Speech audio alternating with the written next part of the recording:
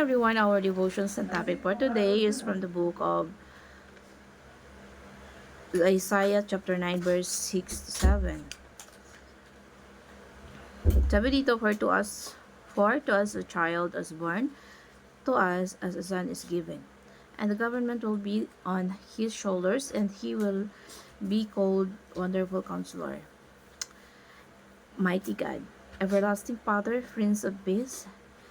Of the greatness of his government and peace there will be no end. He will reign on David's throne. So, ang unang katuruan dito, sabi dito, Jesus is the ultimate catalyst of God. So, ito po yung pinaka-last na topic natin for the God's ultimate catalyst. At ibig sabihin yung paglaganap na literal ng pagsagana ng kanyang kapayapaan at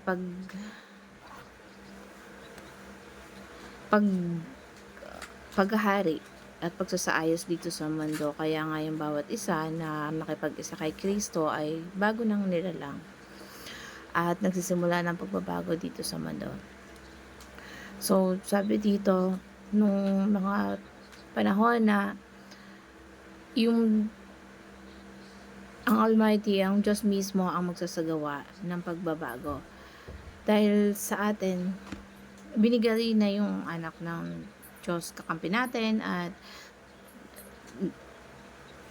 dumating siya para pagkaroon ng pagbabago dito sa mundo.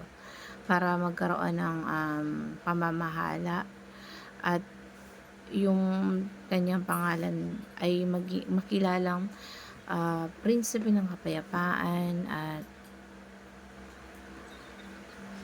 ipinanganak siya para lumago yung kapayapaan at dito sa mundo. So, pinaliwanag niya ito para lang ang kaharian ng Diyos magsimula, itanim dito sa mundo, magsimula ng pinakamaliit at maging malaking halaman na nasakop ang buong hardin. Kumbaga, pinakamalaking halaman sa hardin. Kaya, kung hindi pa natin naiintindihan na lumalago ang kaharian ng Diyos dito sa ating mundo kinagalawan, yung magkaroon ng impact sa buhay natin na yung kaharian niya na maitanim dito sa mundo at later on sasakop at may impluwensyahan yung bawat isa ang buong mundo at parte tayo doon ng bawat isa sa atin na maging instrument at magkaroon ng kapayapaan. Simulan natin sa buhay natin, simula tayo sa pamilya, sa nakakilala natin na maging isa sa maging instrument, magkaroon ng pagtutulungan para magkaroon tayo ng paglago ng kapayapaan at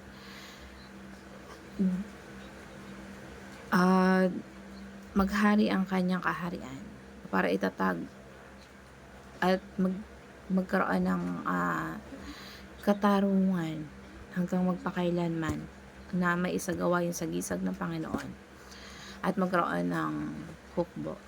Yung dahil ang Diyos ay kung pinanganak siya yung ultimate na isa final solution ng mga tao na ang kaaway may talo at yung bansa na sumunod sa kaaway ay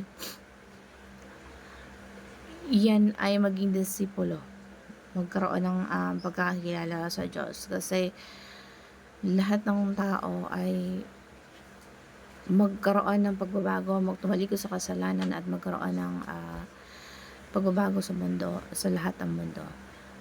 Binabago ng Panginoong Jesucristo sa pamamagitan ng paglaganap ng Ebanghelyo, pamamagitan ng Church, Body of Christ, at yung Church ni Jesus Christ ay unstoppable, patuloy na lalago at yun yung ipaanyaya sa atin na magkaroon tayo ng pag-akay, pagigiyakayat at matuto tayong sumunod sa Diyos. maging tagasunod ang bawat isa sa atin na magkaroon ng ah, hindi na para sa mga tao ng panahon, kundi para sa lahat ng Kristiyano at nananampalataya sa Kanya. Kaya tayo mismo, magkaroon tayo ng kaseryosohan na magkaroon ng kaseryosohan sa Great Commission dahil sa ginawa niya. Seryoso sa ginawa niya ng pagtubos sa kasalanan natin. So, tayo din maging seryoso sa mga na mabuhay tayo sumusunod sa Panginoon.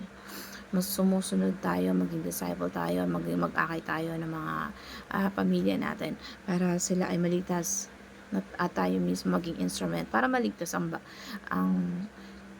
bawat isa. Dali natin sila sa paanan ng Diyos para mamuhay tayo sa Great Commission ng Diyos, na maging seryoso tayo sa pagiging followers of Jesus Christ at magkaroon ng mag-disciple sa iba.